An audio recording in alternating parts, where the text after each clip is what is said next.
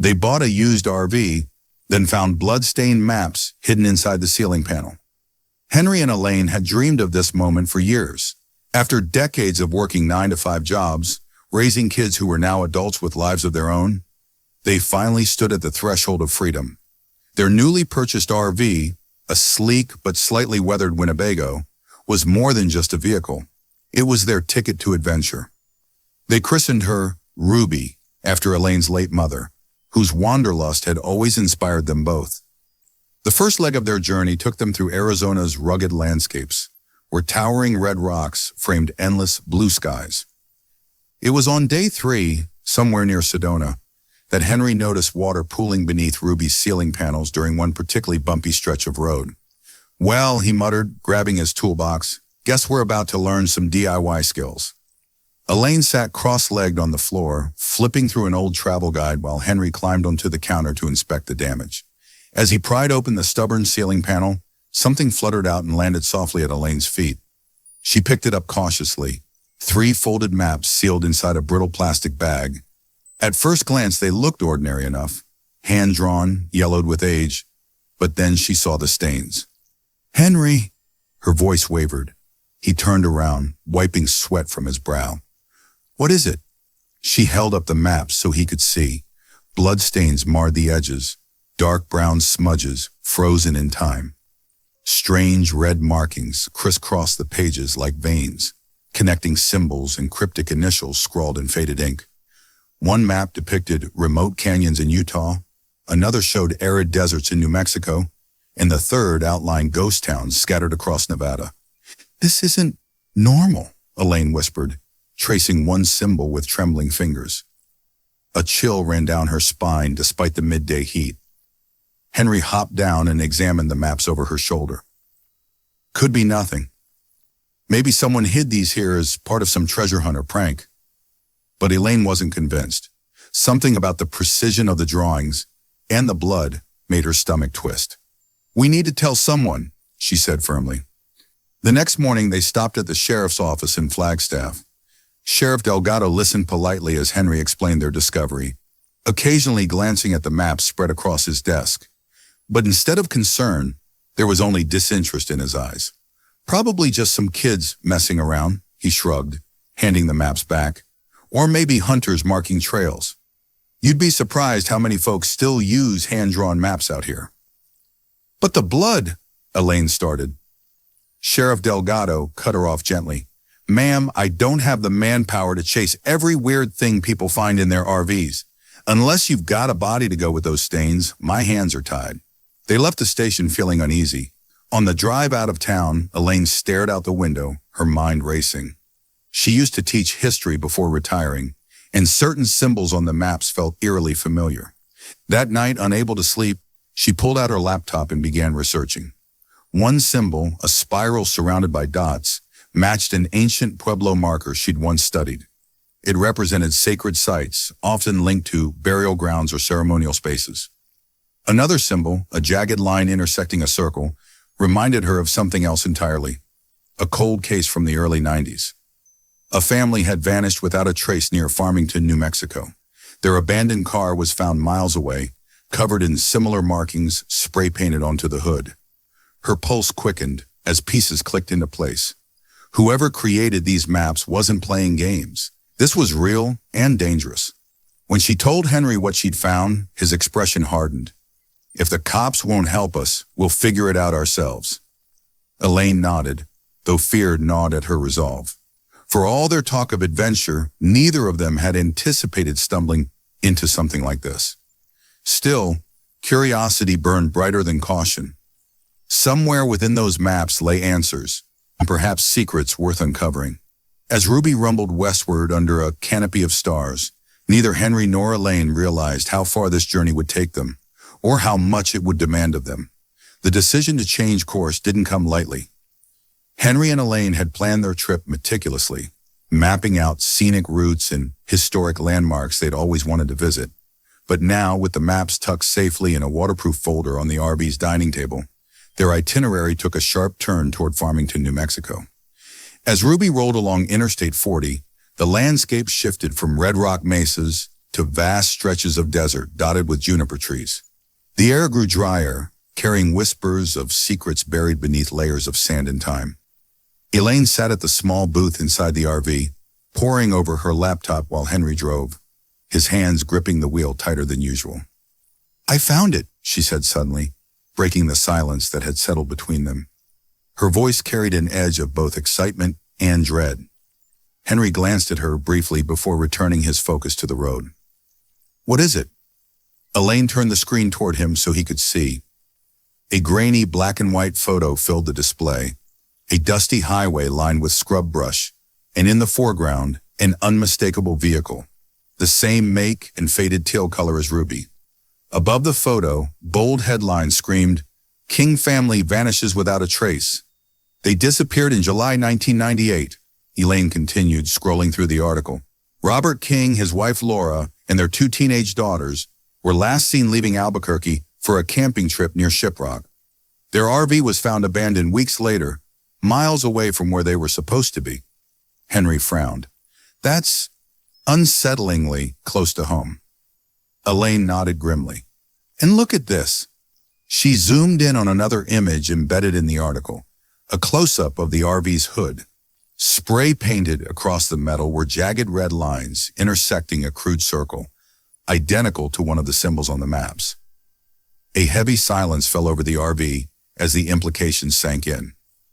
Whoever had owned Ruby before them might have been connected to the Kings, or worse, involved in whatever fate had befallen them. When they arrived in Farmington late that afternoon, the town felt eerily quiet, its wide streets lined with adobe-style buildings and fading billboards advertising long-gone businesses. They checked into a modest motel just off Main Street and spent the evening combing through microfiche records at the local library. The librarian, a wiry man named Carl, with thick glasses and a penchant for conspiracy theories, seemed intrigued by their questions. "The Kings?" he said, leaning on the counter conspiratorially. "Yeah, everyone around here knows about them. Cops never solved it. Whole thing smelled fishy if you ask me." "What do you mean?" Elaine asked, exchanging a glance with Henry. Carl shrugged. "Word was Robert King had been poking around some old Pueblo ruins up near Chaco Canyon. Folks say he got too curious about stuff he shouldn't have. Some things are better left alone, you know?" Elaine jotted down notes furiously, her mind racing. When they returned to Ruby later that night, she spread out the maps again, comparing the locations marked on them to places mentioned in the articles. One spot jumped out immediately. Huerfano Mesa, a remote plateau northeast of Farmington, known for its ancient petroglyphs and rumored spiritual significance to the Navajo people. "This has to be connected," Elaine said, pointing to a cluster of markings near the mesa. "Look, this spiral symbol matches the ones we saw in those photos of the King's RV." Henry studied the map, his brow furrowed. "You think someone lured them there? Or maybe they stumbled onto something dangerous?" "Either way," Elaine replied softly, "we owe it to them to find out." Despite the growing unease gnawing at both of them, they agreed to push forward. Early the next morning, they packed supplies and set off toward Huerfano Mesa, leaving behind the relative safety of Farmington. As Ruby climbed higher into the rugged terrain, the scenery became increasingly desolate. Towering cliffs loomed overhead, casting long shadows across the barren landscape. It wasn't until they reached the base of the mesa that they realized how isolated they truly were. There were no other vehicles in sight, no signs of civilization save for the occasional ravens circling overhead. The wind carried the faint scent of sagebrush, mingling with the metallic tang of anticipation. Henry parked Ruby near a narrow dirt trail leading up to the plateau. Before stepping out, he turned to Elaine, his expression serious. "We don't know what we're walking into. If anything feels off, we leave. No arguments." She nodded, clutching a flashlight tightly in her hand. Together they began the ascent, each step bringing them closer to answers, and perhaps dangers they couldn't yet imagine. Unbeknownst to them, hidden among the rocks above, a pair of eyes watched their every move. As they climbed higher along the rugged trail towards Huerfano Mesa, Henry's unease deepened with every step. His boots crunched against loose gravel, but it wasn't the uneven terrain that made him hesitate. It was the gnawing suspicion festering in his mind. He glanced back at Ruby, now a tiny speck below, and felt an unfamiliar chill. What if this RV was part of whatever happened to the Kings?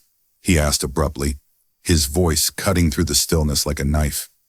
Elaine stopped mid-step, turning to face him. Her expression softened, though her grip on the flashlight tightened. You mean what if someone used our RV to hurt them?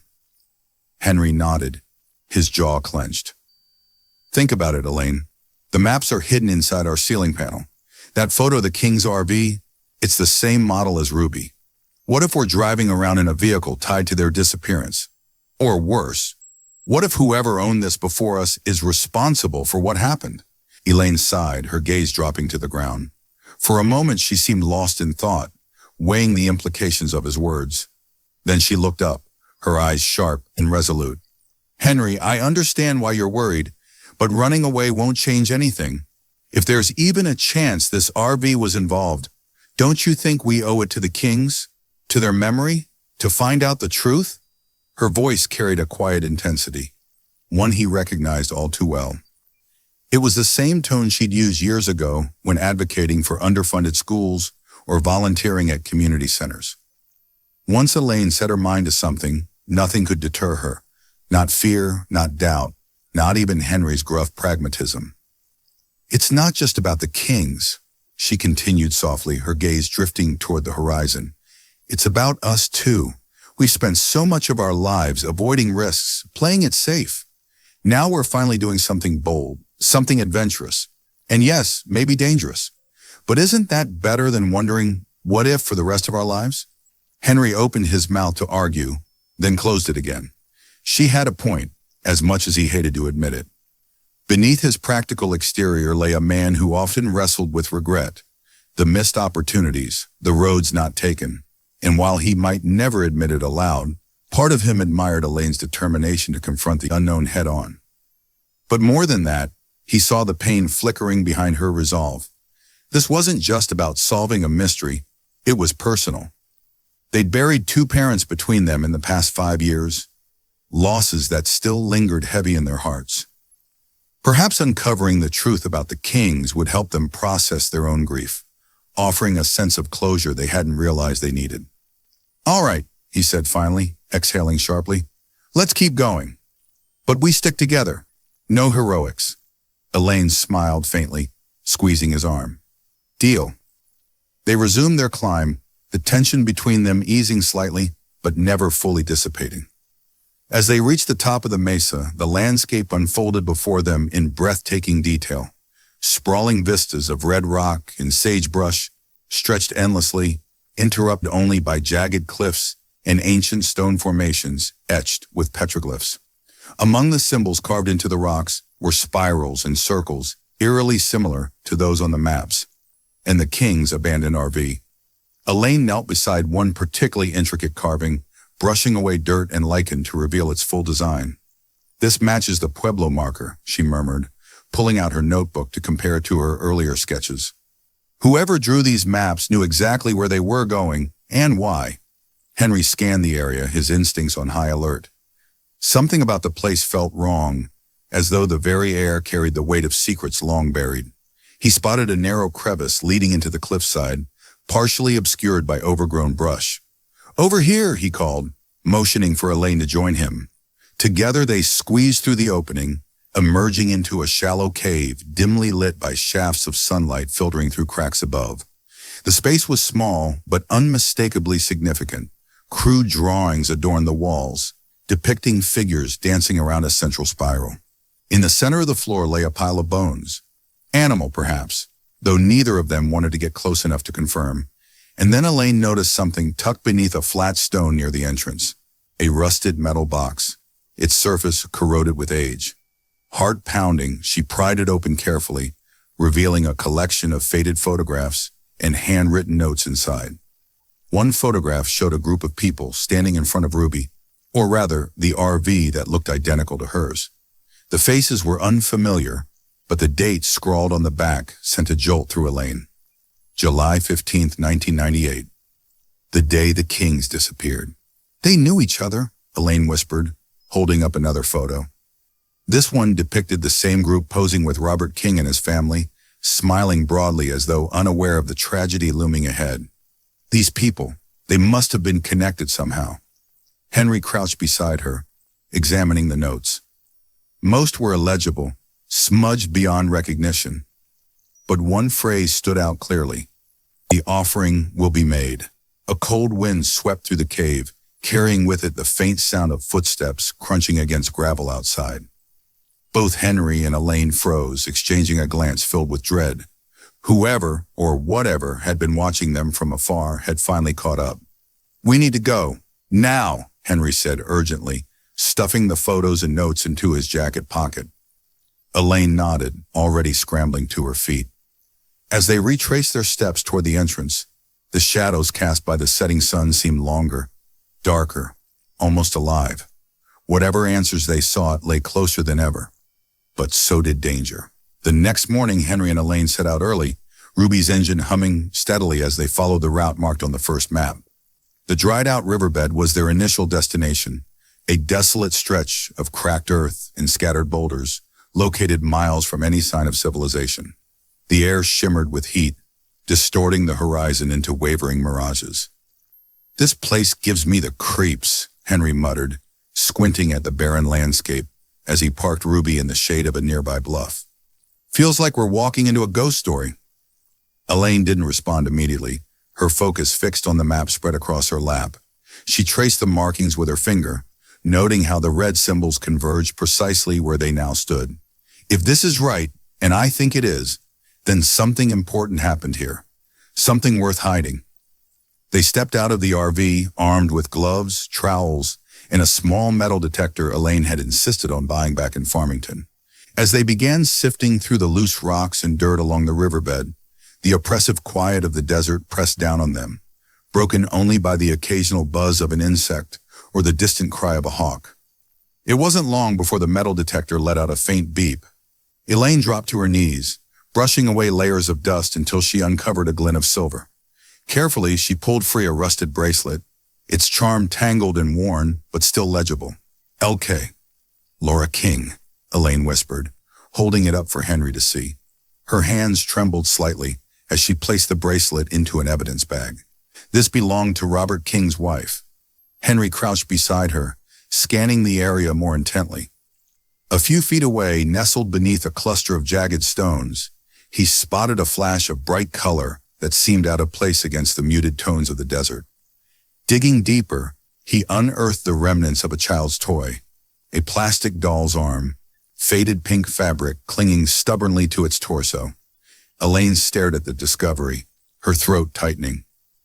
"That poor family," she murmured. "What happened to them?" Henry shook his head grimly, sealing the fragment in another bag. "We keep going. There's more to find." Their second stop took them to a dilapidated gas station perched on the edge of nowhere, its faded sign swaying precariously in the wind. The pumps were rusted shut, and weeds sprouted through cracks in the pavement, giving the impression that no one had visited in decades. But tucked behind the main building was a storage shed, barely visible beneath years of neglect. Inside, the air was thick with dust and the sharp tang of decay. Shelves sagged under the weight of forgotten tools and supplies, while cobwebs draped the corners like ghostly curtains. It was Elaine who noticed the journal wedged between two warped boards near the floor, a slim, leather-bound notebook that looked oddly preserved compared to its surroundings. She opened it gingerly, flipping through pages filled with cramped handwriting. The entries were dated sporadically throughout July 1998, each one growing increasingly frantic. July 10th. "Dad says we're taking a detour to check out some old ruins Mom read about. He seems excited, but I don't trust it. Something feels off about this trip." July 13th. "There's a car following us again. Same black sedan from yesterday. Dad won't admit it, but I know he sees it too. Why won't he tell us what's going on?" July 15th. "We made a deal with someone. Dad won't say who, just that it'll fix everything." But nothing feels fixed. The man who met us last night, he scared me. His eyes never stopped moving, like he was looking for a way out even while talking to us. And now we're supposed to meet him again tomorrow. I don't want to go, but Dad says we have no choice. Elaine paused, her breath catching as she turned to the final entry. July 16th. I heard them arguing late last night. Mom begged Dad to leave, to forget about whatever promise he made.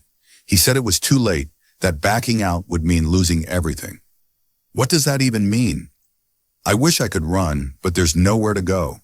If anything happens to us, someone needs to know. The rest of the page was torn away, leaving only jagged edges where words might have continued. Henry leaned over her shoulder, reading silently.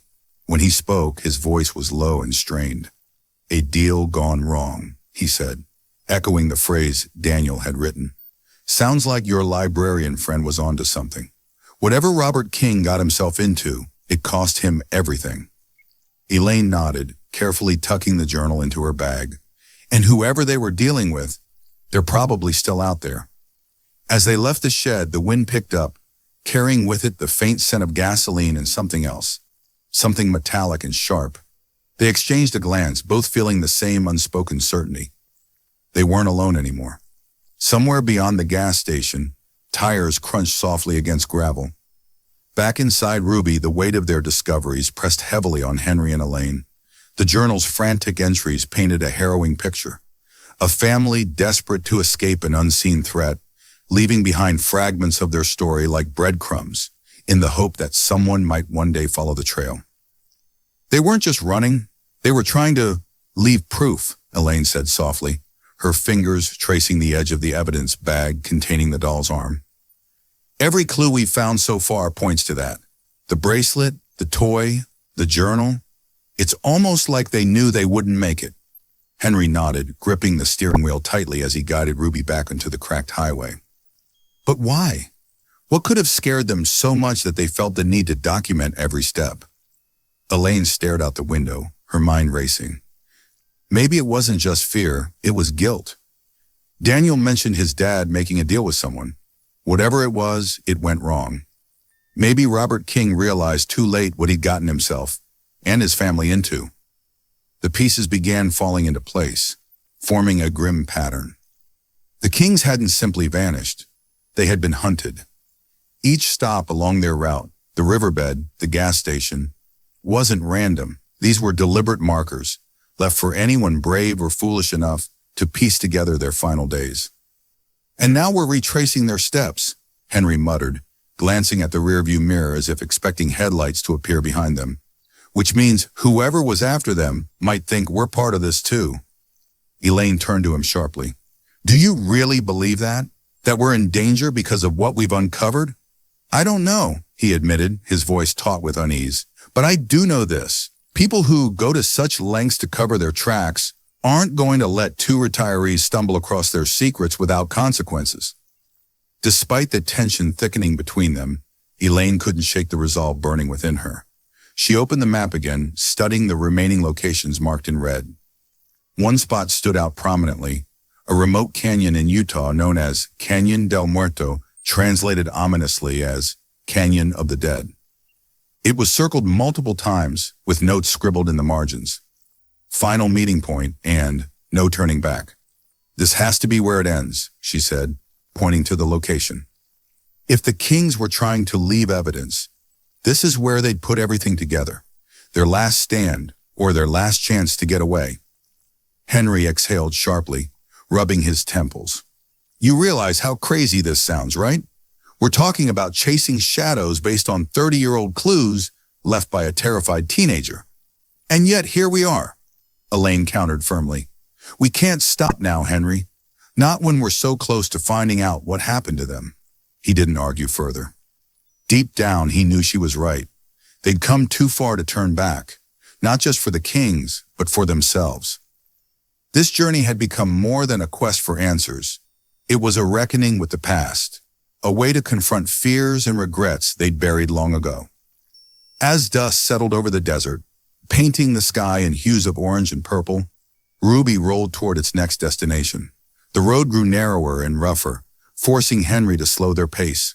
Shadows lengthened across the barren landscape, twisting familiar shapes into eerie silhouettes. Every sound, the crunch of gravel beneath tires, the creak of metal expanding in the cooling air, felt amplified, as though the wilderness itself was watching. Elaine broke the silence, her tone contemplative. Do you think they made it this far? Or did they never even reach the canyon?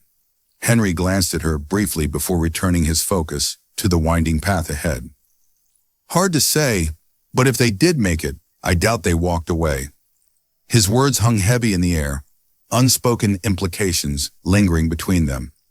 If the Kings had reached Canyon del Muerto, it likely hadn't ended well. And if Henry and Elaine followed the same path, they might be stepping into a trap laid decades earlier.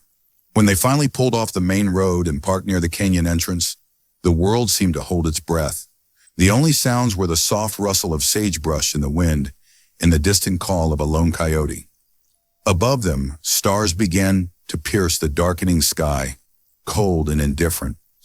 Before heading deeper into the canyon, Elaine paused, pulling out the journal once more. She flipped through its pages, searching for anything they might have missed. Near the back, tucked between two entries, she found a folded piece of paper, a crude sketch of the canyon terrain, annotated with landmarks and warnings. One note stood out starkly. "Beware the Watcher." "What does that mean?" Henry asked, peering over her shoulder. Elaine shook her head, folding the paper carefully and slipping it into her pocket. "I don't know, but I think we're about to find out." With flashlights in hand, they ventured into the canyon, its towering walls closing around them like jaws. The temperature dropped noticeably, and the oppressive stillness made each footfall echo unnaturally loud. As they moved deeper, following the markings on the map and the sketch, they couldn't shake the feeling of being observed. High above, perched on a rocky ledge invisible in the darkness, a figure watched silently, waiting for the perfect moment to act. The morning after their arrival at Canyon del Muerto, Henry and Elaine awoke to an unsettling sight: a sheriff's cruiser parked near Ruby. Its glossy black surface gleamed under the rising sun, starkly out of place against the rugged desert backdrop. Standing beside it was Sheriff Leila Delgado, her arms crossed, an expression unreadable. "Morning," she called as they stepped out of the RV, her voice carrying a forced casualness that set both of them on edge. "I thought I'd find you two here." Henry exchanged a glance with Elaine before approaching cautiously. "Sheriff, what brings you all the way out here?" Lila gestured vaguely toward the canyon entrance. "Word travels fast in small towns. Heard you've been poking around places you shouldn't. Thought I'd come by and remind you folks that this is serious business. You're meddling in something best left alone." Elaine bristled at the condescension in her tone but kept her voice steady. "We're not meddling, Sheriff. We're trying to uncover the truth about what happened to the King family." "Don't you think that's worth investigating?" Lila's smile didn't reach her eyes. "Oh, we investigated plenty back then. Cold cases are tricky. They stay cold for a reason. Sometimes there just aren't any answers." "But we found answers," Elaine countered, stepping forward. She pulled out the journal and unfolded the sketch Daniel King had drawn.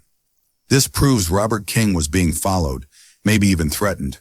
They were trying to leave evidence behind because they knew they might not survive." For a split second, something flickered across Lila's face. Fear? Guilt? It vanished almost instantly, replaced by a practiced calm. "That's compelling, sure, but doesn't change anything. Leave this to the authorities, ma'am. You don't know what you're dealing with." Elaine studied her closely, pieces clicking into place. "You were a deputy during the original investigation, weren't you?" Lila stiffened, her hand tightening imperceptibly on the brim of her hat. "What if I was? That doesn't make me responsible for solving your little mystery." "No, it doesn't," Elaine said slowly, her gaze sharpening. "But it does mean you know more than you're letting on. Why else would you drive hours into the middle of nowhere just to tell us to stop digging? Unless..." Her voice trailed off as realization dawned. "Unless someone told you to keep quiet." Henry shot her a warning look, silently urging caution. But Elaine couldn't let it go. There was too much at stake now, not just for the Kings, but for anyone who might still be caught in whatever web of lies had led to their disappearance. Lila's jaw clenched, her facade cracking slightly. "Listen carefully, Mrs. Whatever your name is. This isn't some TV drama where amateurs solve crimes. People get hurt when they stick their noses where they don't belong. Go home while you still can." With that, she turned sharply and climbed back into her cruiser, kicking up a cloud of dust as she sped away. Once the sound of the engine faded, Henry exhaled sharply. Well, that went well. Elaine ignored his sarcasm, pacing back and forth as adrenaline coursed through her veins. She knows something, Henry. I'm sure of it. Did you see her reaction when I mentioned the old case? She's hiding something big. He nodded reluctantly, running a hand over his stubbled chin. Okay, say you're right. What do we do about it? If she's part of a cover-up, we can't exactly walk into the station and demand answers. No, Elaine agreed, her mind racing. But we have enough to keep going ourselves. If the Kings left clues leading to this canyon, then whatever they were trying to expose must still be here. And if Lila, or whoever she's protecting, is involved, they'll do everything they can to stop us from finding it. They spent the rest of the day exploring deeper into Canyon del Muerto, following the annotated map and Daniel's sketch. The terrain grew increasingly treacherous, narrow paths winding precariously along sheer cliffs. By late afternoon, they reached a secluded alcove marked prominently on the map, the offering site. At first glance, the area seemed unremarkable. A flat stretch of rock surrounded by towering walls etched with ancient petroglyphs.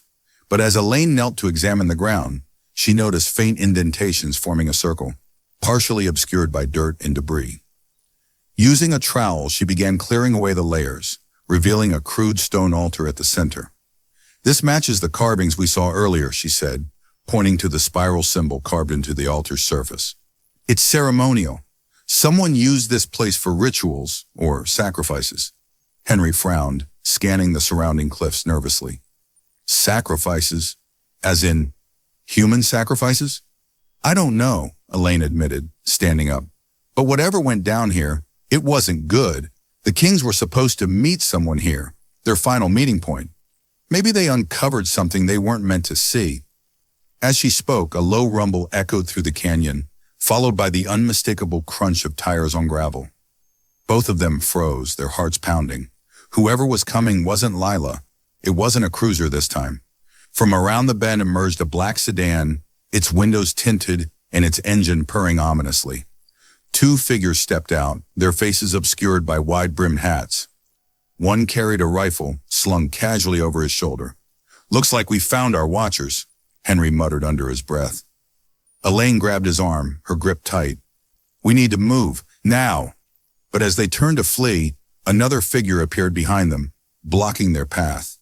It was Lila Delgado, her expression grim but resolute. I warned you, she said quietly. Some secrets are better left buried. For a moment, no one moved. Then Elaine raised her hand slowly, her voice trembling but defiant. If you're trying to protect someone, Sheriff, you're too late. We already know the truth. Let us go, or this ends badly for everyone. Lila hesitated, glancing between Elaine and the armed men advancing toward them. Whatever she saw in Elaine's eyes made her falter, and for the first time, doubt crept into her stance. Before anyone could act, a sharp whistle pierced the air, echoing off the canyon walls. From above, rocks tumbled down, narrowly missing the intruders. A figure emerged from the cliffs, a Native American woman clad in traditional garb, her bow drawn and aimed squarely at the group below. You defile sacred ground, she said, her voice carrying an authority that silenced everyone. Leave now or face the consequences.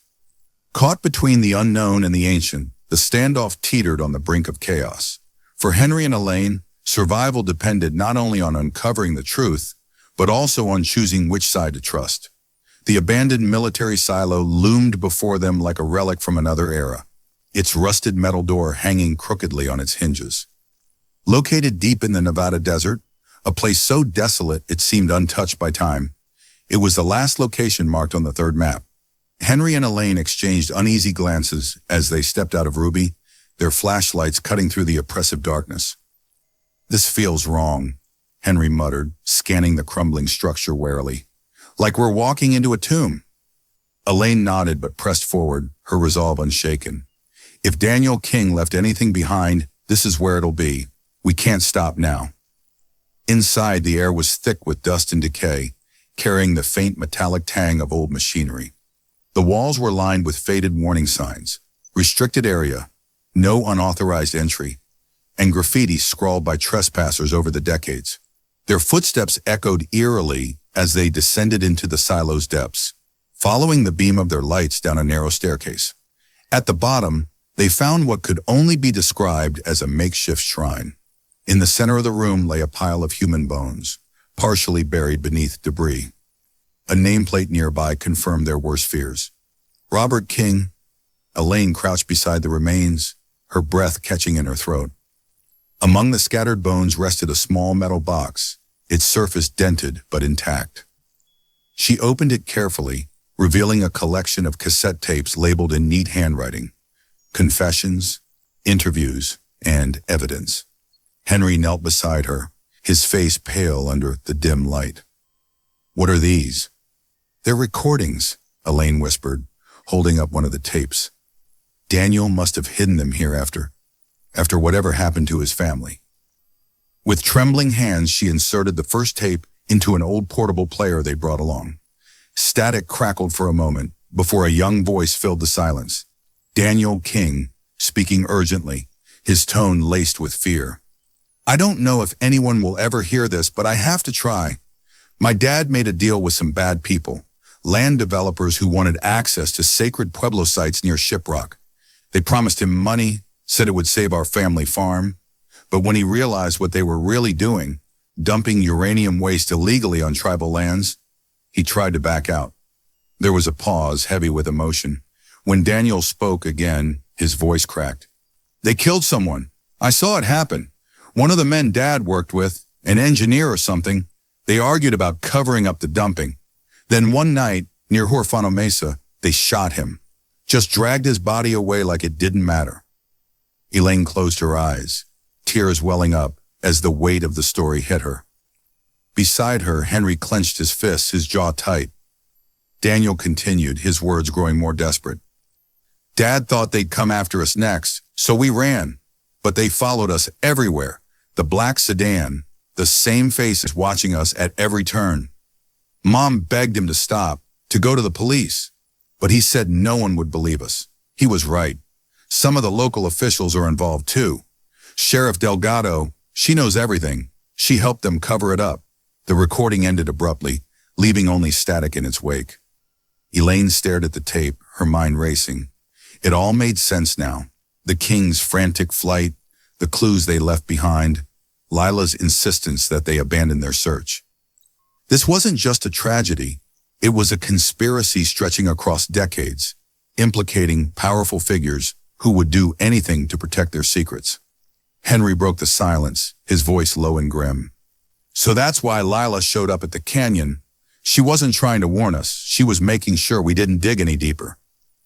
"And those men with her," Elaine added, her voice trembling with anger. "They're part of it too, probably hired muscle to clean up loose ends."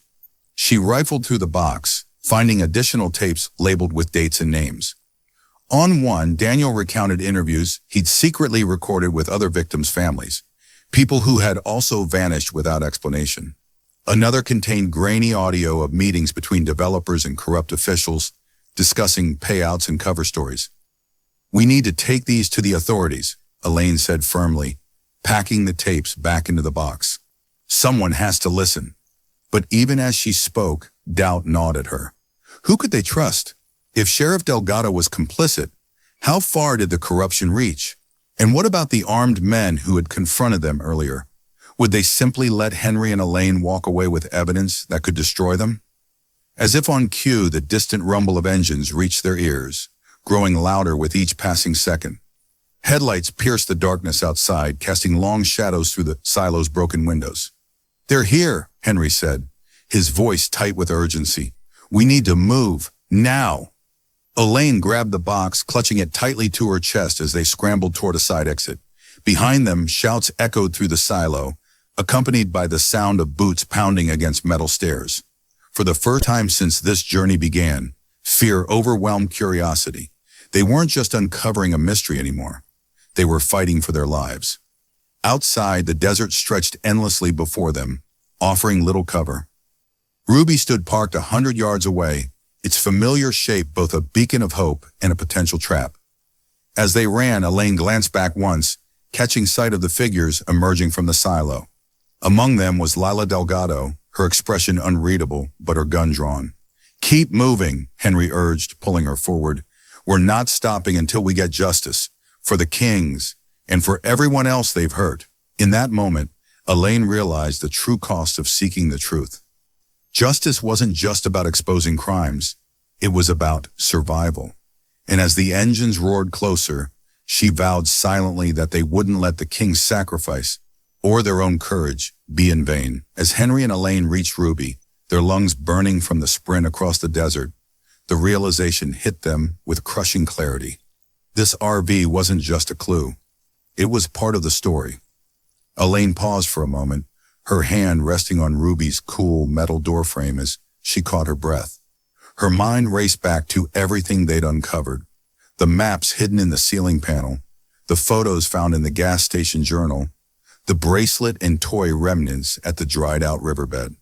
All along, Ruby had been more than a vehicle. It had been the king's last hope for escape. They were using this RV to stay off the grid, Elaine said, her voice trembling with both anger and sorrow. It wasn't just some random choice, it was deliberate. They thought if they kept moving, stayed hidden, they could outrun whoever was after them. Henry nodded grimly, already climbing into the driver's seat. But no matter how far they went, someone always found them. Someone who knew exactly what they'd seen and what they might say. The pieces clicked together in Elaine's mind like shards of broken glass forming a jagged picture. Robert King hadn't bought Ruby by chance. He'd chosen it because it was untraceable, easy to maintain, and perfect for disappearing into the vast American wilderness. For weeks, or maybe even months, he and his family had lived out of this very RV, fleeing from shadowy figures tied to illegal uranium dumping and corrupt officials. But staying off the grid wasn't enough. Eventually, the Kings made a fatal mistake. They tried to fight back. Daniel's recordings revealed their desperation. Secret interviews with other victims' families, evidence gathered against the developers, plans to expose the conspiracy. And when those efforts failed, they left behind clues, hoping someone else would finish what they couldn't. They didn't just vanish, Elaine whispered, clutching the box of cassette tapes tightly. They were silenced. Every step they took, every clue they left, it was their way of saying, "Don't forget us." Inside Ruby, the air felt heavier, charged with the weight of history. As Henry started the engine and peeled away from the silo, tires kicking up clouds of dust, Elaine glanced around the interior. What had once seemed like an ordinary camper now felt haunted, its walls echoing with the ghosts of a family who had fought so hard to survive. She opened the glove compartment absently, searching for anything else that might have been overlooked. Inside, tucked beneath a faded owner's manual, she found a small, folded piece of paper. Unfolding it, her heart sank. It was a handwritten note in Robert King's shaky handwriting. "If you find this, tell the truth. Tell everyone what happened to us. Don't let them win." Tears welled in Elaine's eyes as she passed the note to Henry. He read it silently, his knuckles white against the steering wheel. Neither spoke for a long moment, the gravity of their discovery pressing down on them.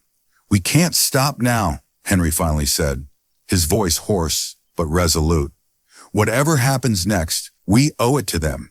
Not just the Kings, but everyone who got caught in this nightmare." Elaine nodded, leaning forward to check the rearview mirror. Behind them, headlights pierced through the swirling dust, growing closer with each passing second. Whoever was chasing them wasn't giving up easily. "They'll keep coming," she said softly, her voice steady despite the fear coursing through her veins. "But we're not running anymore. We've got their confessions, their evidence. If we can get this to the right people, if we can make the world see what they did, then maybe the King's sacrifice won't have been in vain." Henry glanced at her, his expression fierce. "Then hold on tight. This ride isn't over yet." With that, Ruby roared forward, racing toward the horizon as the pursuers closed in.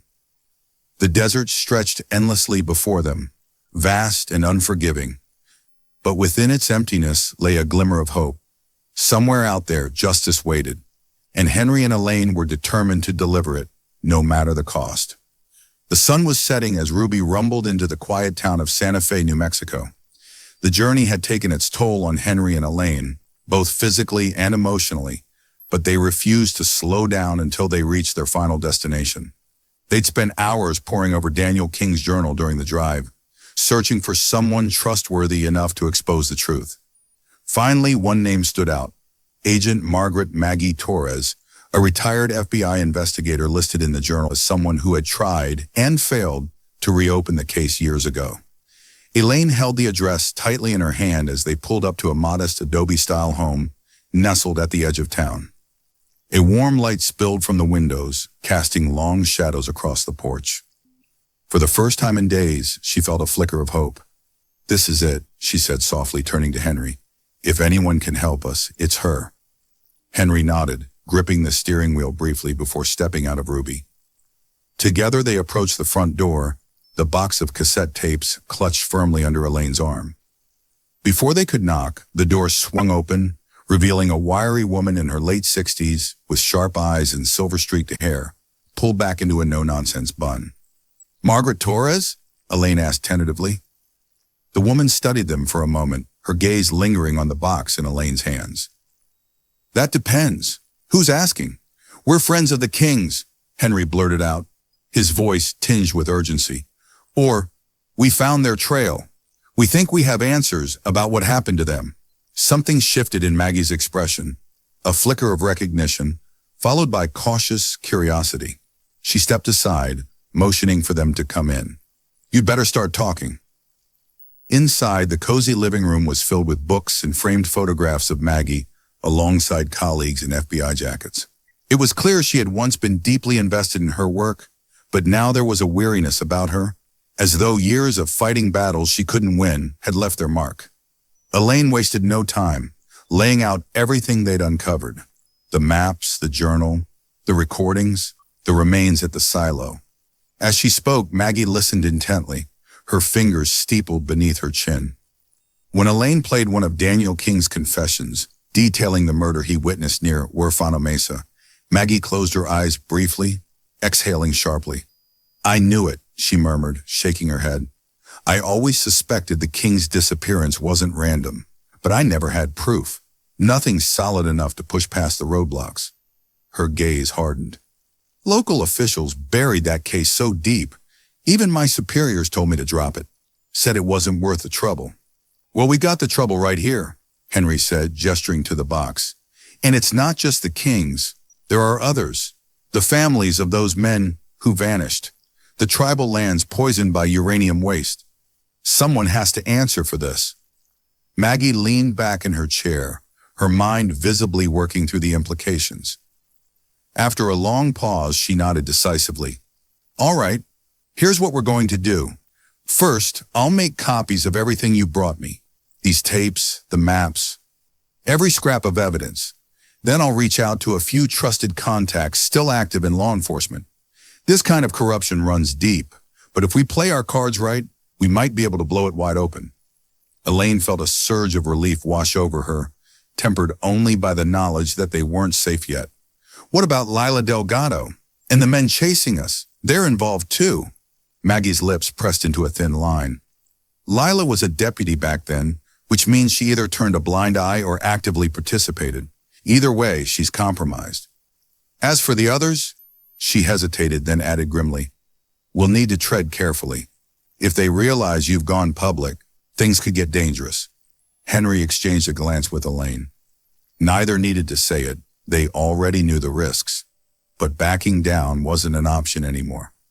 Over the next several days, Maggie worked tirelessly, coordinating with journalists, whistleblowers, and former colleagues to piece together a comprehensive investigation. Meanwhile, Henry and Elaine stayed hidden in a rented cabin outside Santa Fe, keeping a low profile while waiting for the storm to break. When it finally did, it hit like wildfire. A major news outlet published an expose based on Daniel King's recordings and the evidence collected by Maggie's team.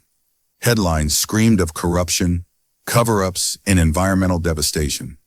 Names were named, including high-ranking officials, land developers, and Sheriff Lila Delgado herself. Within hours, federal agents descended on Farmington and surrounding areas, seizing documents, conducting raids, and reopening cold cases tied to the conspiracy. For Henry and Elaine, watching the fallout unfold from afar was surreal. They sat side by side on the cabin's porch, reading updates on Elaine's laptop as arrests were made and confessions poured in. It wasn't perfect justice, not by a long shot, but it was a start. They won't forget them, Elaine said quietly, gazing out at the distant mountains. The kings, the missing engineers, the tribes whose land was stolen and destroyed. Their stories will finally be heard. Henry reached over, taking her hand in his. And none of it would have happened without you. You didn't let fear stop you, not once. Elaine smiled faintly, tears welling in her eyes. We did it together. All of us, the Kings, Daniel, Maggie, even Ruby. Everyone played a part. As night fell, the stars emerged one by one, filling the sky with light. For the first time in weeks, Henry and Elaine allowed themselves to relax, knowing they'd done all they could. The road ahead wouldn't be easy. There would be trials, appeals, and pushback from powerful forces. But the truth was out, and sometimes that was enough. In the distance, Ruby sat parked beneath the moonlight, her teal paint gleaming faintly. She had carried them farther than they ever imagined, not just across miles of desert, but into the heart of a decades-old mystery. Now she waited patiently for whatever adventure came next. The news broke like a dam bursting, flooding the airwaves and social media with revelations that shook the American Southwest to its core. Headlines blared across every major outlet. Remains identified as missing King family. Corrupt officials implicated in decades-old conspiracy and illegal uranium dumping scandal uncovered. Journalists flocked to Farmington, Shiprock, and the sites of the King's desperate flight, piecing together the tragic story of a family who had tried and failed to expose systemic corruption. For Henry and Elaine, watching the coverage from their rented cabin was both cathartic and surreal. They sat side by side on the couch, the television flickering with images of federal agents combing through the abandoned silo, the gas station's storage shed, and even Huerfano Mesa. Each location they'd visited was now a focal point of the investigation, corroborating Daniel King's recordings and Maggie Torres' findings. "This is it," Elaine whispered, clutching a mug of tea tightly in her hands. "It's really happening." Henry nodded, his gaze fixed on the screen as reporters recounted details of the case. Among them was confirmation that the remains found in the silo had been positively identified as Robert King, while DNA evidence linked the bracelet and toy fragments to Laura and one of the daughters. The final resting place of the second daughter remained unknown, but authorities were hopeful that further searches would bring closure to the family's heartbreaking saga. But the most explosive revelation came when investigators announced the seizure of Ruby, the RV that had carried the Kings during their doomed escape. Forensic teams combed through every inch of the vehicle, uncovering additional evidence hidden within its walls. Fingerprints, fibers, and traces of soil matching locations tied to the conspiracy.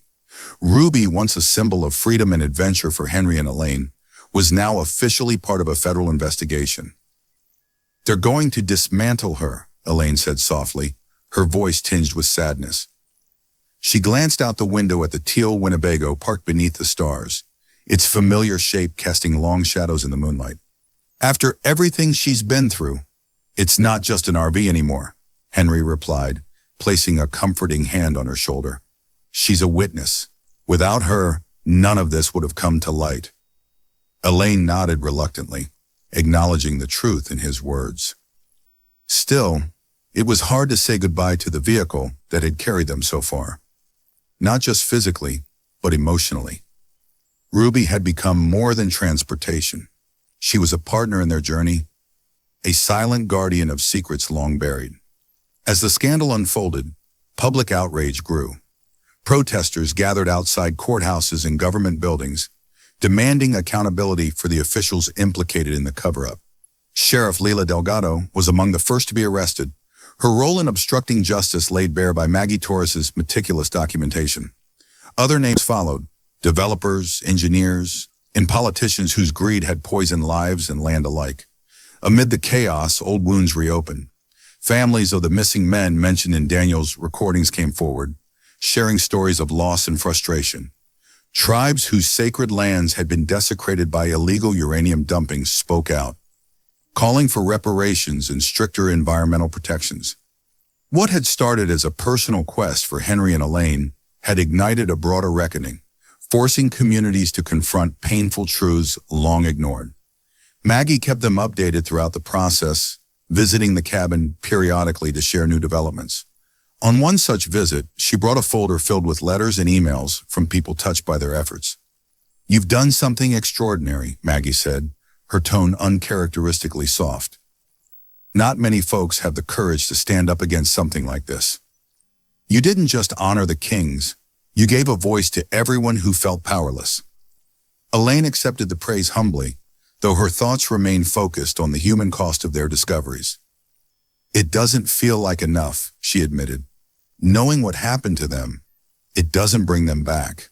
"No," Maggie agreed, her expression somber. "But it does mean their sacrifice wasn't in vain. That counts for something." In the weeks that followed, life began to return to a semblance of normalcy, or as close as it could get after such an upheaval. Federal agents eventually towed Ruby away, leaving an empty space where she had once stood. Henry and Elaine watched silently as the teal Winnebago disappeared down the dusty road, carrying with it the echoes of a journey neither would ever forget. Though the RV was gone, its legacy lived on. In time, museums and historical societies expressed interest in preserving Ruby as a testament to the king's bravery and the fight for justice. For Henry and Elaine, the idea offered some measure of solace. Ruby's story wasn't over. It was simply beginning anew. As they packed their belongings and prepared to leave Santa Fe, Elaine paused to look out at the horizon one last time. The mountains loomed majestically against the sky, unchanged by the turmoil below. Somewhere beyond those peaks lay countless untold stories, waiting for someone brave enough to uncover them. "We made a difference," Henry said quietly, standing beside her. "That's all anyone can ask for." Elaine smiled faintly, her eyes glistening with tears. "And maybe we'll do it again someday." With that, they climbed into their replacement vehicle, a modest sedan, and drove off into the sunrise, ready to embrace whatever adventures lay ahead. Their journey had changed them forever, proving that even in the twilight years of life, there was still room for courage, curiosity, and the pursuit of truth. The house in Ohio was quiet, the kind of stillness that settles over a place when winter wraps the world in its cold embrace. Snow blanketed the yard, muffling sound and softening edges. Inside, Henry and Elaine sat together by the fire, the orange glow casting warm light across their weathered faces.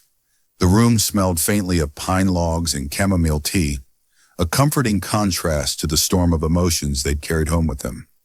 For weeks after returning from Santa Fe, neither had spoken much about the trip, or anything else for that matter. They unpacked silently, tidied up the house, and resumed their routines as if trying to convince themselves that life could go back to normal. But beneath the surface, something had shifted. The journey hadn't healed them, not fully, but it had cracked open doors they'd kept locked for far too long. It was Elaine who broke the silence first. She sat curled on the couch, her knitting needles clicking softly as she worked on a scarf she'd never finish. Her voice, when it came, was hesitant but steady. "I've been thinking about him," she said quietly, not looking up from her work. "About Michael." Henry froze mid-sip of his coffee, the mug hovering halfway to his lips.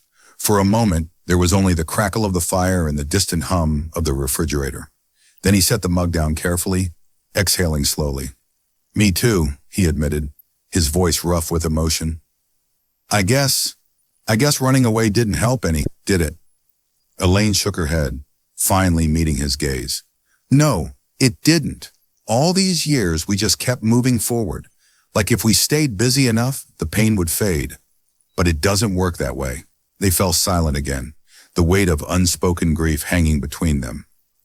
Michael's name hadn't been uttered in years, not since the accident that took him from them nearly 2 decades ago. His absence had become a shadow they carried everywhere, one they avoided acknowledging until now. "I miss him," Elaine whispered, her voice breaking. Tears spilled onto her cheeks, unchecked and raw. "Every single day." Henry reached out, taking her hand in his. His own eyes glistened, though no tears fell. "Me too," he said simply, More than I can say. They sat like that for a while, holding on to each other as the fire burned low. There were no easy answers, no magical words to erase the ache of losing a child. But for the first time in years, they weren't running from it. They let themselves feel the loss, the guilt, the love that refused to fade despite everything. When the worst of the tears subsided, Elaine wiped her face with the sleeve of her sweater and smiled faintly. You know, I started writing a letter today, to the King family, to the ones who are left anyway. Henry raised an eyebrow, intrigued. What'd you write? She shrugged, leaning back against the cushions. Just thanking them for trusting us, even though they didn't know us, for leaving behind those maps, those clues. Without them, we might never have faced some of our own secrets. He nodded thoughtfully, staring into the dying embers of the fire. You think they'll read it? I hope so, Elaine replied. Even if they don't, it felt good to write it. Like maybe we're starting to make peace, with them and with ourselves. A comfortable silence settled between them, broken only by the occasional snap of burning wood. After a while, Henry cleared his throat, a mischievous glint appearing in his eye. So, he began, leaning forward conspiratorially, what do you say we plan another trip? Not right away, obviously, but once spring rolls around. Elaine laughed softly, shaking her head. Another trip? After everything we've been through? Are you serious? Why not? He countered, grinning. We're still young, at least younger than most folks our age. And besides, I've already got my eye on a new RV. Smaller this time, easier to handle. No leaks either. She arched an eyebrow at him. And no secrets in the ceiling? Nope, he promised, chuckling. No secrets. Just wide open roads and whatever adventures come our way. Elaine studied him for a moment, then smiled. A genuine, hopeful smile that lit up the room. Okay, she said finally, but next time we pick the route. Deal, Henry replied, raising his coffee mug in a mock toast. To new beginnings, and no more mysteries. As they clinked their mugs together, the fire flickered one last time before settling into glowing coals. Outside, the snow continued to fall, covering the scars of the past with a fresh, clean blanket. It wasn't perfect, but it was enough, for now.